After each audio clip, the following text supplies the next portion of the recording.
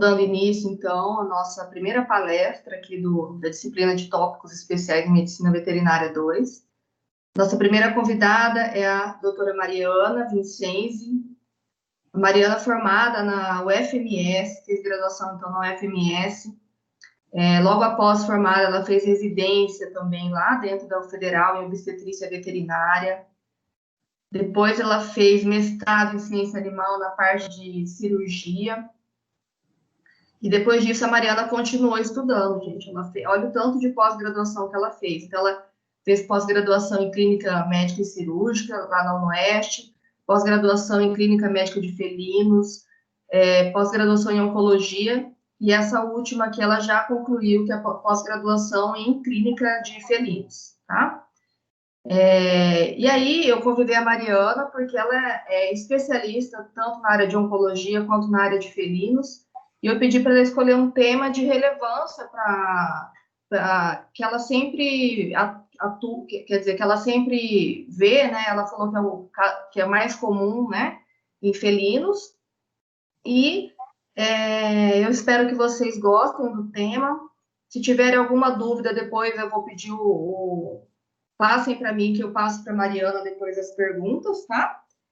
Então, eu vou passar a palavra para a Mariana. A Mariana tem uma clínica aqui em Campo Grande também, que é a Mania de Gato, e tem outra também, que é a Vida Animal. A Mania de Gato exclusivamente atende só felinos, tá? Então, Mariana, obrigada pela parceria, sempre estar aqui com a gente, né?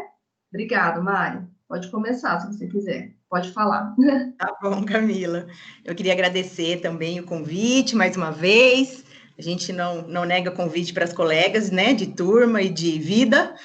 E daí eu resolvi falar sobre esse tema, porque, assim, para quem vai mexer com medicina felina, né, quem quiser atuar nessa área, o linfoma é a neoplasia mais comum que a gente vai encontrar. Então, a gente vai falar um pouquinho sobre ele, é um tema, assim, bem extenso, mas eu vou tentar resumir, só para facilitar, e para vocês terem uma ideia, realmente, do que a gente vai encontrar aí pela frente, tá?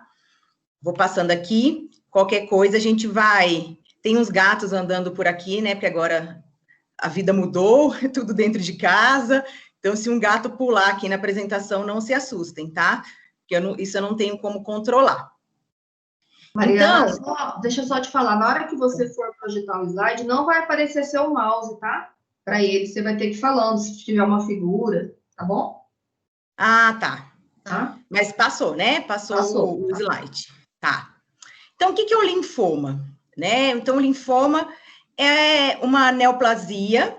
A gente fala que, na verdade, ele é uma doença sistêmica, porque ele envolve todos os órgãos linfóides, tá? Então, pode ser originado tanto de tecidos e de órgãos sólidos. Então, principalmente todos os linfonodos, né? Fígado, baço, timo. Então, é uma neoplasia, é uma mutação de órgãos linfóides, né? Causando esse tipo de câncer. Ele, apesar de ter esse nome linfoma, né, e tudo que é terminado com oma geralmente é benigno, o linfoma, ele é semelhante, assim, tem a mesma denominação do linfossarcoma, então ele é uma neoplasia maligna, tá? Não existe benigno no linfoma, é uma neoplasia maligna. E, como eu falei, é a mais frequente em gatos. E tudo isso por quê? Né? Porque um dos principais causadores do linfoma é o vírus da FeLV, é o vírus da leucemia felina. Ele tem esse nome, vírus da leucemia felina, mas a neoplasia que mais acomete não é a leucemia, a gente chama vírus do linfoma felino, na verdade, porque a gente vê muito mais linfoma do que leucemia. Mas a FeLV, que é esse vírus tão comum e tão assustador, ele pode causar tanto linfoma como leucemia, tá? Mas a gente vai focar no linfoma. Então, a leucemia tem origem na medula óssea, né? Uma alteração das células da medula óssea. Já o linfoma, como eu falei, é desses órgãos sólidos e tecidos, tá?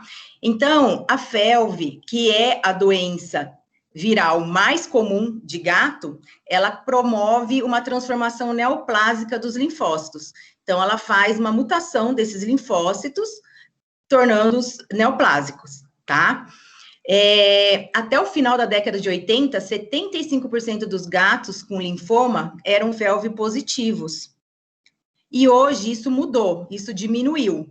Diminuiu por quê? Porque hoje em dia nós temos a vacina contra a leucemia felina. Então, consequentemente, existem menos casos positivos e menos casos de linfoma. Mas isso também é um dado mundial. Eu acho que aqui no Brasil a gente está bem atrasado ainda, porque a gente encontra muito gato positivo para FeLV e muito gato com linfoma. Então, a gente está caminhando para uma diminuição dos casos, mas aqui ainda mais, quanto mais no interior, assim, a situação fica pior, né? Mas ainda é muito comum, tá? Então, todo gato que tem FeLV não significa que ele vai ter linfoma, mas a possibilidade se torna bem grande. E foi encontrado no citoplasma e nas células desses animais com linfoma, o provírus, que é o vírus da FeLV, tá? E também tem antígenos contra o vírus da FeLV. Então, por isso que tem totalmente essa associação com essa doença, tá?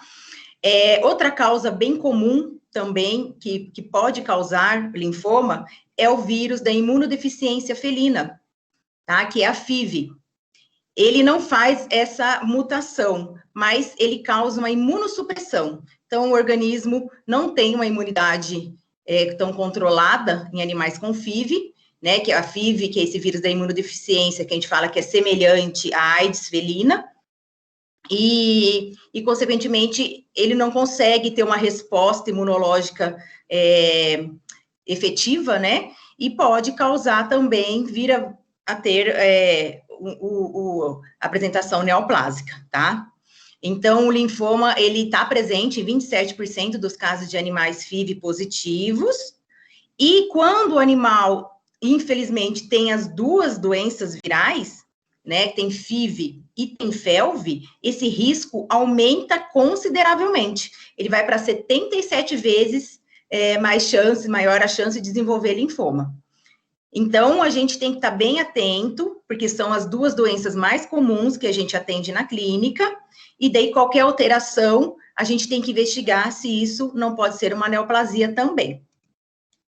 Outra causa considerável do linfoma, né, importante, é a exposição à fumaça de cigarro, tá? Então, esses gatos que são fumantes passivos, né, que convivem com tutores que fumam, estão sempre expostos à fumaça de cigarro, eles podem também aumentar em 2,4 vezes a chance de ocorrência do linfoma. Então, isso também é importante na anamnese a gente investigar, perguntar para o tutor, né, o que está acontecendo, se ele fuma, até para a gente ter uma noção maior da situação. Eu já peguei casos, assim, que a tutora fumava e os 2 gatos desenvolveram linfoma e o cachorro. Então, isso é real e preocupante, tá? Então, o linfoma, ele pode acometer gato de todas as idades, ele dá em gatos jovens, a gente pensa sempre em câncer, em neoplasia, em animais idosos, mas o linfoma não. Como ele tem essa associação com a FeLV, então ele pode acometer gato de todas as idades. Já pegamos gatos com 4 meses de idade com linfoma até 19 anos, tá? Então, durante toda a vida mesmo. Geralmente, quando o animal é FeLV positivo e ele começa já a desenvolver um linfoma, ele é jovem, tá? Então, começa por volta de 2, 3 anos de idade. E quando o gato não tem FeLV e desenvolve linfoma, geralmente, aí sim, é numa idade mais avançada, tá? Entre 10 a 12 anos. Siameses e orientais de raça pura são raças descritas como mais susceptíveis, mas a gente aqui não vê isso, né? Porque existem, a maioria dos gatos são sem raça definida, e como eu falei, como a gente atende muita FeLV, a gente vê animais de qualquer raça com essa neoplasia. Gatos machos, eles têm 2 vezes maiores, assim, a chance de desenvolver, porque são gatos que geralmente brigam por território, acabam desenvolvendo mais a FIV e a FeLV, porque é através de saliva, de mordedura, de arranhadura, que acaba pegando esse vírus e daí futuramente desenvolvendo o linfoma. Então, o macho, como ele tem esse comportamento mais agressivo, né, por fêmea e por briga de território mesmo, a gente acaba encontrando mais nesse sexo, né, no macho. E o diagnóstico não é tão simples assim. A gente tem que, na verdade, como ele acomete todos os órgãos linfóides e ele tem vários tipos de apresentação, a gente tem que fazer um exame completo de imagem, de sangue, de investigação clínica, para a gente conseguir chegar e descobrir que realmente qual o tipo de linfoma que ele tem, tá? Então, isso, primeira coisa que envolve todo o animal, independente se tem ou se não tem, se a gente desconfia ou não, esse animal tem que ser testado, tá? Então, para mim, primeira coisa, já tem a hashtag #MeOuTestou, todo gato deve ser testado, e não é uma vez na vida, tudo vai depender da exposição desse animal, tá? Às vezes a gente fez o teste dele pequenininho, ele não foi vacinado, saía na rua, aí começou a apresentar... pode ser qualquer apresentação clínica, que depois eu vou mostrar para vocês, né? Como eu falei, tem vários tipos. E daí a gente, mas já foi testado uma vez e pronto. Não funciona assim. Ele tem que ser retestado, porque se ele tiver FeLV ou FIV, a gente já pode ter uma desconfiança maior. Tá? Sempre importante fazer exames hematológicos, né? Hemograma, os bioquímicos, ureia, create, função de fígado, função de rim, porque a gente tem que saber o estado geral desse animal, que, como eu falei e vou falar futuramente, tudo isso pode estar alterado, né? A urinálise também é bem importante, porque a gente tem a apresentação do linfoma renal, e vai causar uma insuficiência renal nesse animal, então a gente tem que fazer a urinálise. E a urinálise em gatos, eu gosto de fazer que faça assim, com mais segurança, sempre guiada por ultrassom. E daí eles vão passar o ultrassom, vão ver certinho onde que está a bexiga e faz a punção da urina. E, consequentemente, já vai ver que órgãos que estão acometidos morfologicamente, tá? Como ele acomete fígado, baço, esses órgãos vão estar alterados, geralmente vai ter linfadenomegalia mesentérica, tem a apresentação do linfoma alimentar, que é o gastrointestinal, então vai ter alteração em estômago, intestino, então um exame de imagem é extremamente importante. E tem o linfoma também mediastinal, que a gente tem que fazer o raio-x, tá? Então, não tem como fugir, a gente tem que fazer uma varredura geral do paciente, para a gente ter uma noção de tudo que está acontecendo no sistema dele. É importante também que todos os animais que têm linfoma, se for possível, eu não faço isso na minha rotina, mas o ideal seria fazer a punção da medula óssea, tá? Porque ele pode ter o linfoma e a leucemia junto. Isso também pode estar tudo alterado. Então, realmente, a gente tem que investigar bem. Mas o diagnóstico definitivo, a gente geralmente faz com a citologia, tá? A citologia é um exame bem prático, bem efetivo, não invasivo. A gente pode fazer guiado por ultrassom, se for em órgãos internos, ou até puncionando linfonodos, né? É bem prático, não precisa sedar. E na citologia, geralmente, assim, em torno de 70% a 75% dos casos, a gente já consegue um diagnóstico. Mas tem aqueles casos que a gente não vai conseguir, vai vir indeterminado, não vem o material, que a gente vai ter que fazer a histopatologia. E no histopato a gente consegue classificar o linfoma, né? Então a gente tem o linfoma de alto grau, que é o linfoblástico, o linfoma intermediário, que é o misto, e o linfoma de baixo grau, que é o linfocítico. Então, esse tipo de classificação é só com a histopatologia. Então, a gente tem que fazer uma biópsia, retirar um linfonodo ou um fragmento de tecido para poder enviar para o laboratório para a gente conseguir chegar nesse diagnóstico, tá? Mas, geralmente, na citologia, a gente já consegue um diagnóstico já para poder fazer o tratamento. Então, como eu falei, o linfoma, ele é classificado de acordo com a anatomia. Então, geralmente existem vários tipos de linfoma, né? E vai depender da localização. Então, a gente classifica ele como alimentar, o abdominal, que envolve todo o trato gastrointestinal, então, principalmente estômago e intestino, tá? Então, nesse caso, assim, ele é o mais comum e geralmente acomete animais mais idosos e que estão FeLV negativos, tá? O mediastinal, que é o segundo tipo de linfoma, que tem esse nome porque ele dá no mediastino, né, no tórax, que é o intratorácico. Esse geralmente acomete animais FeLV positivos e jovens. Então, é o que a gente mais encontra na rotina clínica. Tem a forma multicêntrica, que eu atendo bastante também, onde a gente pega assim, animais com todos os linfonodos bem aumentados, em desenvolvimento de fígado e baço. E tem o extranodal. Esse extranodal é quando tem acometimento em órgãos que não são linfóides. Então, a gente pode ter linfoma nasal, linfoma cutâneo, linfoma medular, linfoma cerebral, renal. Então, vários órgãos que não são linfóides, mas que podem ser acometidos pela essa transformação neoplásica dos linfócitos. Também é bastante comum. Por isso que eu falei que a gente tem que fazer todos os exames para saber tudo que está acometido e a gente conseguir classificar, estadiar para o possível tratamento. E dependendo dessa classificação, que a gente vai ter as alterações clínicas, né? Então, vai depender de onde que o linfoma está. Então, vamos começar falando do alimentar. Como eu falei, ele envolve todo o trato gastrointestinal, tá? Ele pode ser solitário, ter só um nódulo, como ele pode ser difuso, está totalmente espalhado, tá? Ou ter alguns nódulos, um multifocal, tá? Tanto no estômago, quanto no intestino, quanto envolvimento de nódulos linfáticos mesentéricos, com ou sem linfadenopatia intraabdominal. Como eu falei, acomete gatos idosos e negativos para FeLV, mas a gente pode encontrar também animal FeLV positivo com linfoma alimentar, tá? Nada é regra, tudo pode acontecer. Na FeLV, tudo pode acontecer.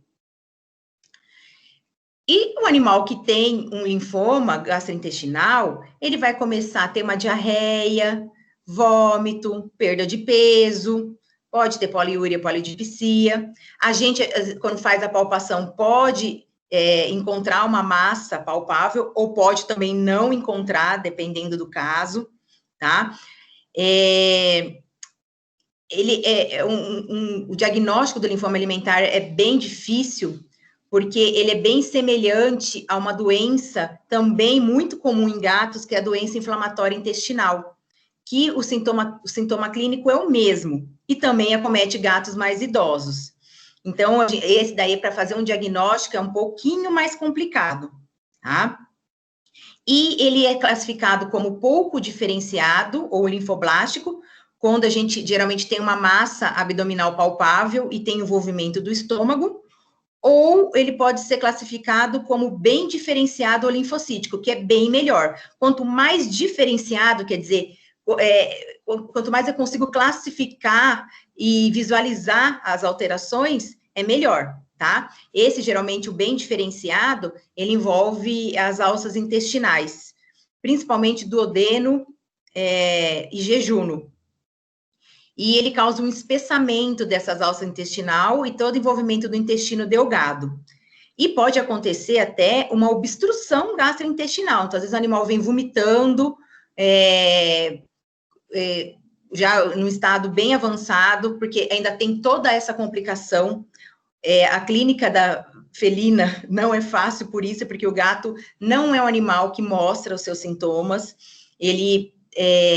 As características do gato, né, a gente fala que ele é estoico, e ele realmente esconde até onde ele consegue, porque na natureza ele ficaria susceptível a presas, então ele tenta esconder que ele não está bem, e realmente, às vezes, quando ele já manifesta um sintoma, quando não dá mais para disfarçar, na verdade, já está bem avançado, tá? Então, daí a gente tem que submeter o animal à anestesia, para fazer uma laparotomia, e o animal já está bem debilitado, então não é tão fácil assim.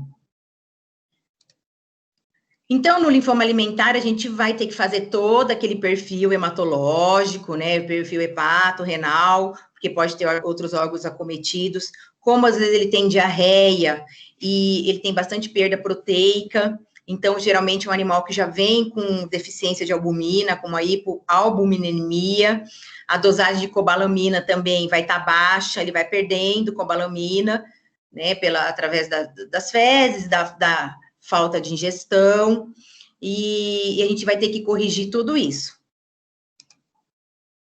O diagnóstico, então, vai ser através de exames de imagem, que a gente vai conseguir ver espessamento, massas, nódulos, se está difuso, se não está, se tem no estômago, se no intestino, se tem esse espessamento de alça, se tem essa linfadenoromegalia mesentérica.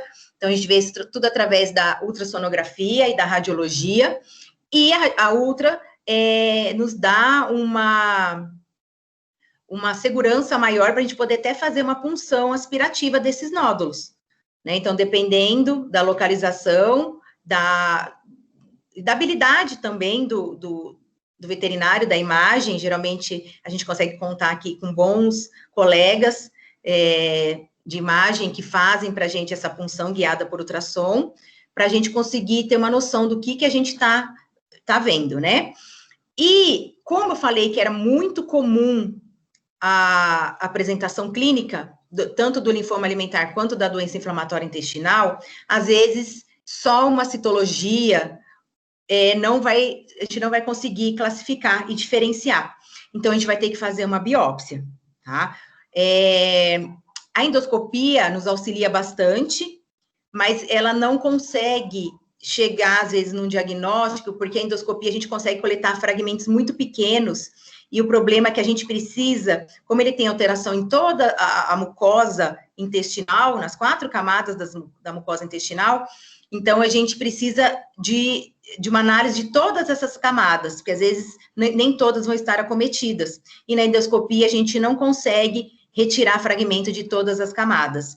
E outra coisa também que a endoscopia chega até um certo ponto e geralmente ela não vai conseguir pegar material do duodeno, do jejuno, onde que realmente esse linfoma pode estar presente. Então, nesse caso, quando a gente suspeita, a gente vai ter que realmente fazer uma laparotomia exploratória para poder retirar fragmentos de vários linfonodos, ou assim, de várias extensões do tumor, para poder realmente classificar se realmente é o linfoma alimentar e que tipo que é. Tá? Então, como eu falei, já não é tão fácil assim. Então, a biópsia e depois a histopato que vai ser o confirmatório mesmo. Mas vai ter que ser por laparotomia. O outro tipo de linfoma, que é o segundo tipo mais comum, é o linfoma mediastinal. Então, geralmente vai ter uma massa no mediastino interior. A gente pode ou não ter uma efusão pleural. Todos os casos que eu peguei tinham, tá? Então, o animal já vem com aquele quadro, porque como tem aquela massa, se não tem efusão, só se a massa estiver realmente obstruindo, né? Mas geralmente eles aquilo vai progredindo e eles sem sintomatologia clínica nenhuma. E a hora que ele começa com a dispneia e com a dificuldade respiratória, que o tutor vai levá-lo à clínica. Então, geralmente, já tem a efusão presente, tá? Então, gato jovem, se você testa, veio com dispneia, primeira coisa, testa, tá? Positivo para FeLV, com dispneia, sendo jovem, é a primeira coisa, vem a setinha na sua cabeça, linfoma mediastinal. Tá? Muito difícil ser outra coisa. Claro, pode ser qualquer alteração, uma broncopatia, qualquer coisa assim, mas sendo positivo para FeLV, com uma dispneia, ainda quando ele chega descompensado, que você reza 5 Ave Marias, porque é um animal que corre risco de vida, é bem complicado mesmo, tá? Então, ele vai vir apresentando dispneia, tosse, pode vir apresentando regurgitação, disfagia, anorexia, perda de peso, tá?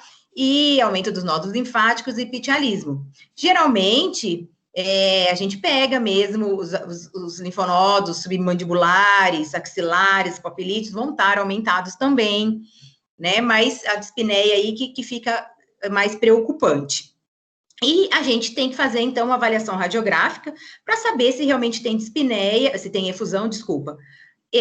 Porque a gente pode colher material, que às vezes, através da análise da efusão, a gente já consegue ter o diagnóstico aí do linfoma. Só que, para fazer essa avaliação radiográfica, o animal tem que estar estável, né? Não adianta eu chegar com o animal respirando com a boca aberta, totalmente descompensado, e falar, vai, corre lá e faz uma radiografia, porque às vezes você posicionando o animal, ele pode vir a óbito.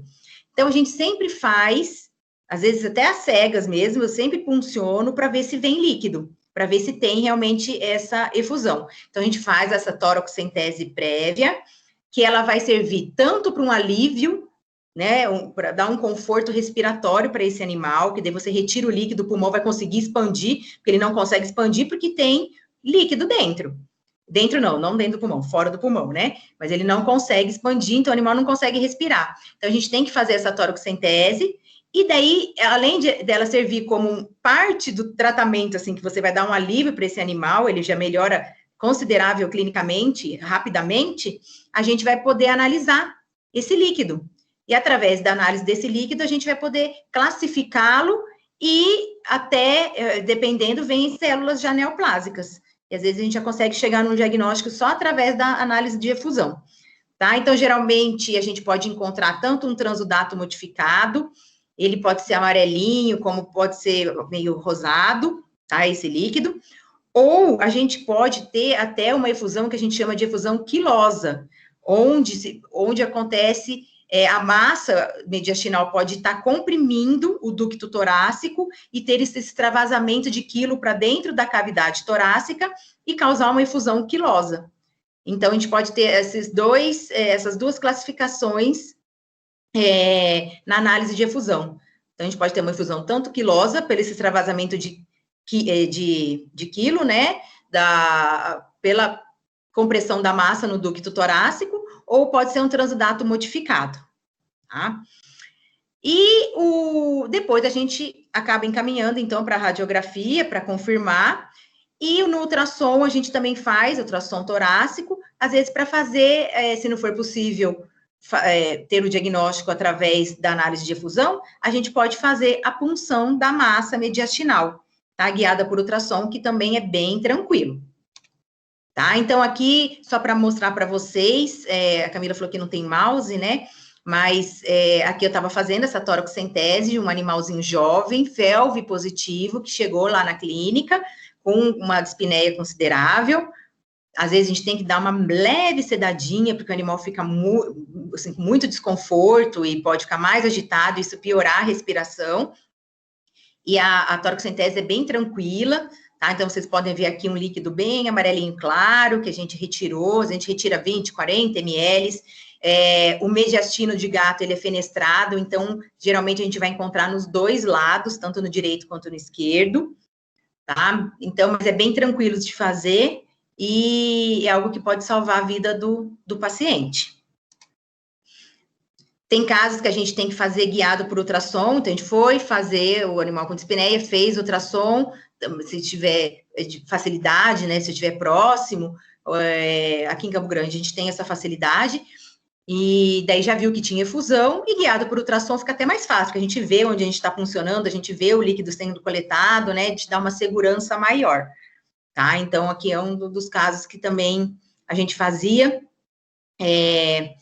esse animal era um pouquinho mais idosa, né? E aqui só um exemplo de uma efusão quilosa, que é rica em gordura, que é o quilo, que a gente fala que é a sujeirinha de toda drenagem linfática, né? Que acaba passando por esse ducto torácico.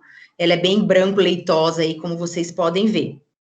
Essa aí já é mais complicada para tratar, que a gente tem que colocar um dreno torácico. Ainda bem que a gente não pega muito desse tipo, não. Outro tipo de linfoma, eu não estou falando de tratamento ainda, tá, gente? Porque, na verdade, o tratamento vai ser geral, depois eu vou falar para todos os tipos, e vai ter os casos extranodais, que daí vai depender do que for acometido, tá?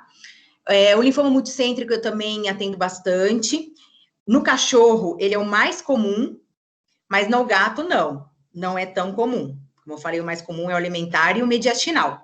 Então, multicêntrico é aquele animal que se apresenta com todos os linfonodos bem aumentados, tá? Geralmente de 5 a 15 vezes o tamanho do linfonodo, a gente pega, assim, animais com linfonodos bem grandes, e também tem acometimento do fígado e do baço, e até também da medula óssea, por isso que eu falei que é importante fazer a punção da medula óssea. Geralmente os gatos são negativos para FeLV, mas na minha rotina não é isso que eu vejo. Eu já estou tratando de animais positivos para FeLV, que tem o linfoma multicêntrico, tá? Também, aqui na literatura fala de gatos idosos, também não é isso que eu vejo. Pego gatos jovens que têm essa apresentação. Como eu falei, tudo pode acontecer. E só que a gente tem que tomar muito cuidado com uma questão. A FeLV, como eu pego animal positivo para FeLV, ela causa uma hiperplasia linfóide por si só. Não só a FeLV, como a FIV, né? Geralmente, esses linfonodos podem estar aumentados em função da doença viral que eles têm. E, às vezes, não ser linfoma. E pode estar acometido esses órgãos também, baço, fígado. Então, a gente tem que tomar muito cuidado. Então, para gato, eu já peguei casos que na citologia confirmou linfoma, mas a gente sempre tem que fazer a retirada de um dos linfonodos e mandar fazer o histopato. Porque já aconteceu de eu iniciar a quimioterapia, tudo bem, o animal melhorou clinicamente, porque um dos protocolos quimioterápicos é corticoide e acaba diminuindo mesmo toda essa linfadenomegalia, e daí não ser linfoma, ser só uma hiperplasia linfóide. E a gente não tem a necessidade de continuar um tratamento que vai se estender por 1 ano. Né? Então, nesses casos, em gatos, a gente sempre recomenda a biópsia, ou já faz uma retirada do linfonodo todo, ou só de um fragmento do linfonodo, para poder fazer essa patologia para confirmar se realmente é linfoma, ou se é só uma hiperplasia linfóide causada por um desses retrovírus, tá? Então, tem que tomar muito cuidado com relação a isso. Geralmente, o animal vem mais debilitado, com perda de peso, anorexia e letargia. A gente, então, como eu falei, na palpação, vai detectar o aumento de um ou mais linfonodos periféricos e vão estar bem aumentados, tá? Geralmente, eles não têm, são móveis, são indolores, mas o animal, no estado geral, ele não vai estar muito legal. Então, o negócio do linfoma, assim, que a gente inicia um tratamento quimioterápico, ele responde muito rápido e muito bem. Então, às vezes, eu já inicio o tratamento e depois eu espero ele dar uma melhoradinha para poder fazer a histopatologia. Existe um tipo que é raro, mas eu descrevi aqui, do linfoma Hodgkin-like felino, onde há um aumento muito considerável de apenas um linfonodo, geralmente é na cabeça e no pescoço, como está aí na figura, tá? Ele é bem semelhante ao linfoma Hodgkin em humanos, mas não é comum, tá? É raro, mas existe, né? Os animais geralmente são negativos para FIV e para FeLV, então a gente pode um dia encontrar, a gente vai ter que fazer uma histopatologia para poder confirmar se realmente é esse tipo. E vamos falar agora um pouquinho dos linfomas extranodais. Então, como são extranodal, né? Fora dos nódulos linfáticos, e então pode acometer qualquer órgão, tecido que não tenha uma origem linfóide. Como eu falei, pode ser um linfoma renal, um linfoma neurológico, ocular, subcutâneo, cutâneo, nasal, traqueal, pericardial, enfim, acometer qualquer órgão do paciente. Geralmente ele é solitário, mas ele pode estar associado também com outros tipos de linfoma. A gente tem que investigar com relação a isso. Um dos tipos também que não é tão comum, mas pode acontecer, a gente tem que sempre ficar meio esperto, assim, é o linfoma nasal, tá? Então, é aquele animal que começa com espirro constante, que não melhora com antibiótico, geralmente tem uma secreção nasal, às vezes serossanguinolenta, né, únio bilateral, pode ter tosse, pode ter engasgo, que ele acaba engolindo secreção, né, e aquela respiração dificultosa, estertorosa, já pode estar cometendo a parte de ducto nasolacrimal, pode ter já uma exoftalmia, uma deformidade facial, como ele não sente cheiro, ele não consegue ingerir, né, com qualidade a alimentação, então já tem uma redução desse apetite. Então, esse é um dos diagnósticos diferenciais. Claro que não é a primeira coisa que a gente pensa, mas às vezes o animal só tem isso, só tem essa alteração, e pode ser um linfoma nasal, tá? Na literatura diz que metade dos pacientes pode ter envolvimento de outros órgãos, principalmente rins, por isso que a importância de sempre estar variando o animal como um todo, com todos os exames.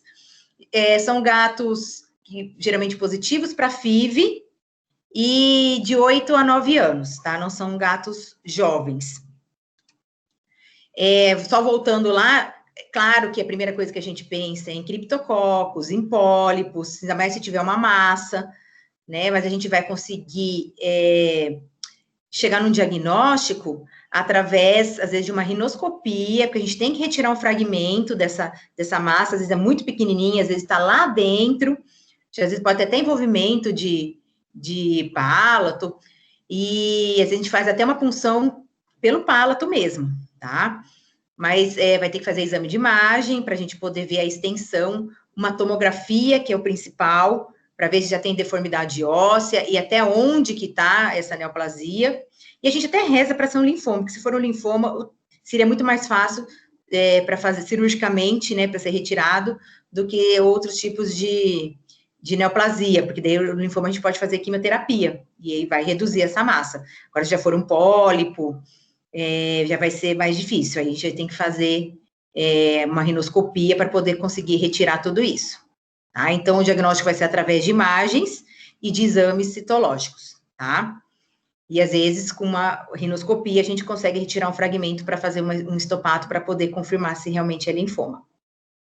Outro tipo, que a gente pega bastante na rotina clínica, é o linfoma renal. Geralmente, o animal também é positivo para FeLV, os que eu peguei eram mais velhos mesmo, uma média de 7 anos. Ele vai chegar apresentando um quadro de uma insuficiência renal aguda, e a hora que a gente faz a imagem, o rim está muito aumentado de tamanho, tá? Geralmente, o acometimento é bilateral, vai estar envolvido os 2 rins, né? O rim, às vezes, é palpável externamente, assim, a gente consegue palpar, porque ele vai estar muito aumentado mesmo, tá? E pode ter envolvimento com outros órgãos, principalmente a parte de linfoma neurológico. Então, às vezes a gente encontra animal já com sintomatologia neurológica e quadro de insuficiência renal, e daí a gente vai ver tudo isso através do linfoma renal.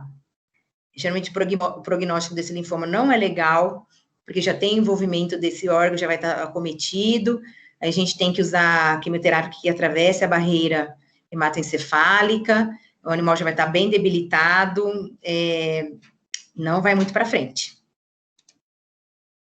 Linfoma cutâneo, não é muito comum, mas a gente pode encontrar, tá? Ele tem 2 formas de apresentação, o epiteliotrópico e a forma dérmica, né? O epiteliotrópico, ele ainda se subdivide em micose fungoide, reticulose pagetoide e síndrome de Sézary, que é bem menos comum ainda, tá? Então, a gente pode encontrar esses nódulos ulcerativos e de crescimento, sim, pode ser difuso, né? São vários nódulos, principalmente em face, né? Aqui, gatos adultos a idosos negativos para FeLV, né? Então, a gente vai ter que fazer uma biópsia de um desses nódulos para a gente conseguir chegar nesse diagnóstico, tá? Mas não é algo comum, e claro que a gente vai ter milhões de diagnósticos diferenciais para se pensar, não pensaria a primeira coisa em linfoma, não. O linfoma cerebral, que acomete gatos, geralmente machos, de 3 a 4 anos, ele vai começar a apresentar sintomatologia clínica, neurológica, né? Então, desde perda de propriocepção, perda de consciência, ele pode ter convulsão, cegueira, hiperestesia, hiperreflexia, ataxia, com qualquer sintoma neurológico, né? E é mais complicado, porque a gente precisa de exames mais acurados, como uma tomografia, para a gente poder ver realmente se é isso. E tem várias doenças também, como FeLV, PIF, que causa sintomatologia neurológica, então isso também pode estar associada, a gente vai ter que ficar bem esperto com relação a isso. Outro linfoma que a gente pode encontrar também facilmente na rotina clínica é o linfoma espinhal. Eu estou até com o caso de um gatinho internado lá na mania de gato, que está com esse linfoma espinhal, ele geralmente é jovem mesmo, positivo para FeLV, é aquele animal que começa com uma perda progressiva dos movimentos pélvicos, até ter uma paralisia, ele fica paraplégico, né, geralmente do pélvico, podendo até evoluir para o torácico, mas geralmente é mais pélvico que está acometido, e tudo isso vai causando todas as complicações de um animal paraplégico. Né? Então, ele começa a ter ataxia, atonia da vesícula urinária, a gente tem que todo dia massagear, porque ele não urina sozinho, ele pode ter uma incontinência urinária também, aquele animal vai ter flacidez de cauda, o tônus anal fraco ou até ausente, pode ter síndrome de Horner, déficit de membros torácicos, e como eu falei, evoluir até para uma tetraparesia. Tá? É uma evolução rápida, bem degradante, assim, bem triste. Geralmente é comum haver leucemia concomitante, então tem que se fazer a punção da medula óssea. O diagnóstico aí está com punção da medula óssea, mas não, né? A gente, geralmente na radiologia não vai apresentar, porque não tem alteração nas vértebras, né? Então a gente vai ter que fazer uma mielotomografia para poder ver se tem acometimento da parte da medula, e esse gato, particularmente, ele já está com alteração também de linfonodos abdominais, estão todos alterados, então é um caso também, assim, com um prognóstico muito ruim.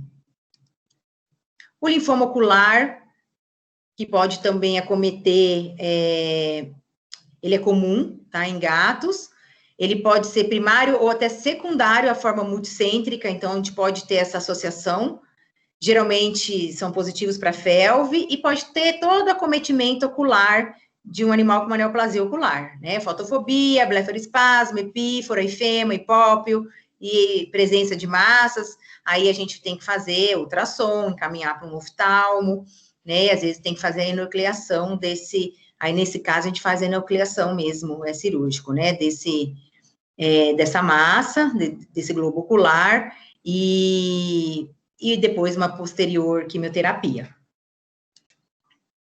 Então, como eu falei, o linfoma, geralmente o tratamento não é cirúrgico, tá? Como ele envolve todos os órgãos linfóides, e como ele é uma doença sistêmica, a gente trata com quimioterapia. Porque não adianta, não tem como ficar tirando fígado, tirando baço, tirando todos os linfonodos, não tem como. Então, o tratamento é quimioterápico, tá? Os gatos são bem resistentes aos efeitos colaterais, eles reagem muito bem à quimioterapia, tá? A gente associa a quimioterapia como uma coisa ruim, porque a gente associa a quimioterapia do paciente com a quimioterapia de um paciente humano, né? E não é assim.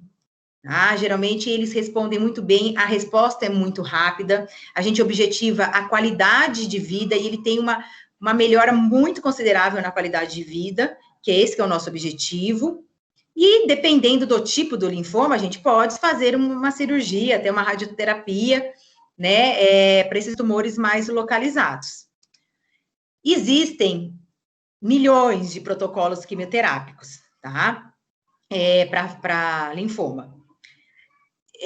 Geralmente, a gente não faz, como o corticoide faz parte do protocolo quimioterápico, não é indicado a gente fazer um corticoide previamente à quimioterapia, tá? Porque daí ele pode criar uma resistência e não ter uma resposta como a gente esperava. Então, um corticoide previamente à quimioterapia é contraindicado. É bom que a gente entre com tudo junto de uma vez. Tanto o gato FeLV positivo quanto negativo, na verdade, eles vão responder da mesma forma com relação ao tratamento, tá? O problema é que o animal FeLV positivo, ele tem toda a complicação que a FeLV pode causar. Então, ele pode ter outras comorbidades. Mas com relação ao tratamento do linfoma, ele vai responder da mesma maneira que um animal FeLV negativo. E, geralmente, a quimioterapia, ela vai ter aquela fase, né, que a gente faz a fase de indução, que é uma fase mais agressiva. Às vezes, se não tiver uma resposta boa, a gente pode intensificar, que é essa fase de intensificação, e depois que ele responder clinicamente, com uma melhora, com uma diminuição dos linfonodos aumentados, com a diminuição, né, com o retorno da parte que estava toda alterada na imagem, a gente entra na fase de manutenção, e o animal, às vezes, ele fica numa fase de manutenção por um tempo e ele pode ter uma recaída, pode vir a manifestar novamente os sintomas. E a gente entra com um protocolo de resgate. Então, a gente, às vezes, tem que mudar o protocolo, e é tudo muito individual, tá? Então, cada caso é um caso. E a gente tem essas respostas, né? A gente tem a remissão completa, que quando realmente há o desaparecimento dos sinais clínicos, e não tem evidência clínica mais nenhuma de neoplasia, que é o que a gente fica mais feliz e o que a gente quer, né? Não todos os casos, dependendo da forma anatômica, a gente tem essa resposta. E em alguns casos, como eu falei, o prognóstico não é tão legal assim. A gente também pode ter uma remissão parcial, que é quando tem uma redução em mais de 50% da evidência clínica do tumor, e que também já é uma boa resposta, né? E às vezes a gente não vai ter uma remissão, né? Ele vai ter uma remissão nula quando a gente não tem nenhuma resposta ou menos de 50% da resposta. Então, como eu falei, existem milhões de protocolos quimioterápicos, tá? Tudo vai depender da forma anatômica, do estado geral do paciente e também da experiência do médico veterinário frente aos quimioterápicos. Eu já peguei uma confiança grande no protocolo COP ou CHOP, que é o mais utilizado, né? Então, a gente se sente seguro em fazer isso, porque a gente tem até uma resposta para dar para o tutor, né? Então, e tem alguns protocolos que eu já tentei em linfoma renal e realmente, não deu nem para iniciar, na verdade. Tudo vai realmente depender do tipo e da sua experiência e do estado geral do paciente, tá? Mas os mais comuns que a gente utiliza é o COP. Ele tem esse nome porque são as siglas, né, dos quimioterápicos utilizados. Então, a gente usa a ciclofosfamida, a vincristina e a prednisolona. Aqui tá prednisona, mas em gato a gente não usa prednisona, né? A gente usa prednisolona, que o gato não converte prednisona em prednisolona. Então, a gente já tem que dar a prednisolona pronta para ele. O CHOP, quando a gente acrescenta a doxorubicina, e existem outros que a gente usa muito no linfoma alimentar bem diferenciado, que é o clorambucil, com a prednisolona. A gente usa a lomustina quando é linfoma renal ou neurológico, ou como protocolo de resgate. Aí vai depender realmente de cada caso, tá? A radioterapia não é uma realidade aqui pra gente, né? Só em São Paulo e Rio de Janeiro, mas ela é muito útil para linfomas localizados ou extranodais, né? Ela pode ser utilizada junto com a quimioterapia ou sozinha também. E a gente tem que tomar cuidado, porque pode ocorrer essa síndrome da lise tumoral aguda, que é quando ocorre uma morte muito súbita e rápida de todas as células tumorais, então liberando isso na circulação. E o animal pode entrar em choque e vir a óbito, tá? Então, pode ocorrer. E a gente fala muito sobre o que pode acontecer, né? O doutor sempre nos pergunta, mas ele vai ficar careca? Como eu falei, a gente associa muito à quimioterapia humana. Ele pode, sim, dependendo do tipo do quimioterápico que você utilizar, perder pelo, mudar a coloração da pelagem, mas não é tão comum. O mais comum, realmente, é que a gente mais fica preocupado e a gente intensifica com medicamentos para náusea e para estimulante de apetite, é a anorexia e o vômito. Geralmente, quando a gente introduz, né, na fase de intensificação, alguns quimioterápicos, a gente pode ter uma mielossupressão transitória, que também é muito comum. Então, todo animal com protocolo quimioterápico, quando no começo ele tem que vir toda semana para fazer, a gente tem que fazer hemograma semanalmente, tá? Então, sempre eu faço hemograma antes, porque dependendo do número de neutrófilos, se abaixar muito, geralmente é a parte leucocitária que abaixa, mas a gente pode ter também a parte eritrocitária, mas geralmente é os neutrófilos, né, que caem consideravelmente, e aí a gente tem que parar a quimioterapia, entrar com medicação para aumentar essa parte dos granulócitos, né, para a gente poder dar continuidade, tá? Não é fazendo a cega, sem exame, sem controle nenhum.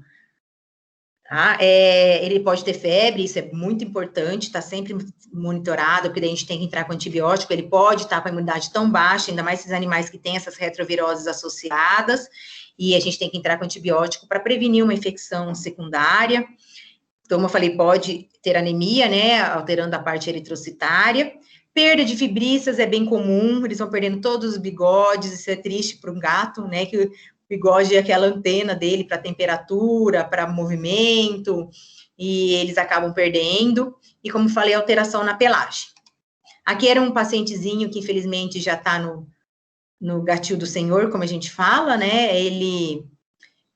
A gente ficou tratando mais de um ano, ele tinha um linfoma multicêntrico, e pode ver que ele perdeu todos os bigodinhos. Tá vendo na foto da direita? Ele só tem um bigodinho aqui, né? E foi um guerreirinho, ele lutou bastante, a gente fez biópsia, retirou linfonodo.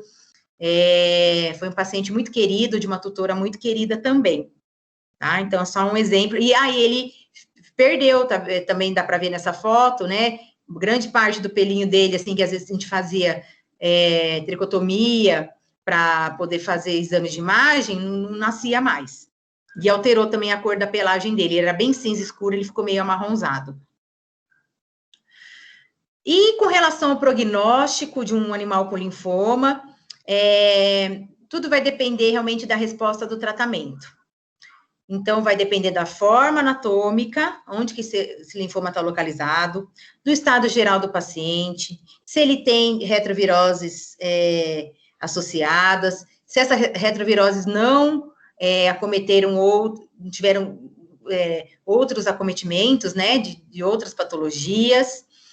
Então, como eu falei, o vírus da leucemia causando essas doenças concomitantes. E do estadiamento clínico, então, de como que ele chega para a gente, se ele já chega numa fase mais avançada, ou se a gente pegou numa fase inicial, e de todo o estado geral do paciente.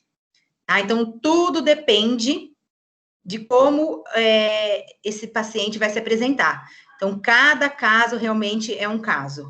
Às vezes eu quero fazer a química, eu acho que o animal tem condições, mas o tutor não aceita. Às vezes o tutor quer que a gente tente tudo, mas o animal não tem mais condições de a gente fazer algo mais agressivo, a gente só tem que fazer um paliativo, tá? Mas o que é oncologia? É a gente dar vida aos dias que ele tem de vida.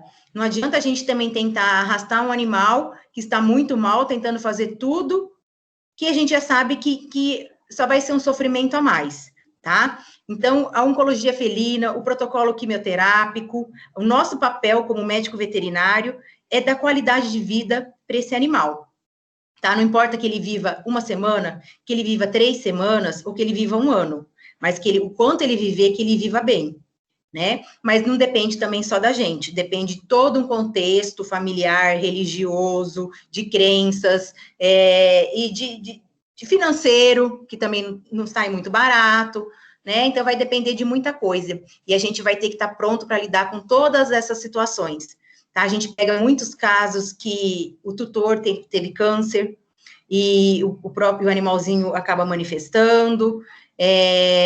Então, ele joga também tudo que ele passou pro gatinho, ele acha que o gatinho vai estar passando a mesma coisa.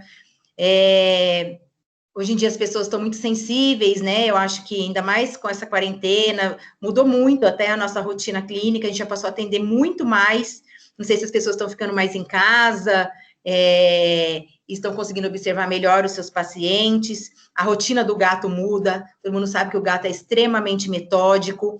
Então, às vezes, ele tem a felve quietinha lá, e a pessoa que ele ficava todo dia sozinho em casa, de repente a família toda está ficando em casa, isso acaba estressando, baixa imunidade e começa a manifestar um monte de coisa.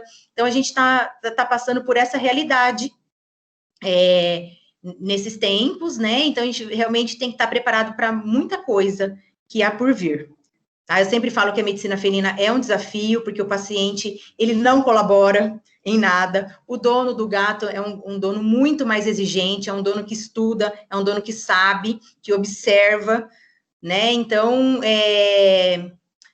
não é fácil, mas é muito gratificante, tá? E essa área da oncologia, o que a gente possa dar de conforto e de melhora, né, no quadro, vai ser sempre uma vitória, tá? Então, esses protocolos quimioterápicos, às vezes, se estendem por 1 ano, né? E, às vezes, o animal é felve positivo, talvez ele não viva todo esse ano, né? Mas eles estão respondendo bem e já tem gatinhos, assim, que a gente parou o tratamento e que tá bem até hoje, tá? Então, vamos lutar.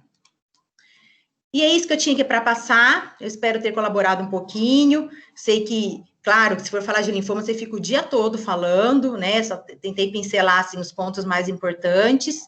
E qualquer dúvida, qualquer pergunta, eu estou à disposição. A professora Camila passa para mim, tá? E um abraço para todo mundo aí. Bons estudos. Queria agradecer a palestra da Mariana.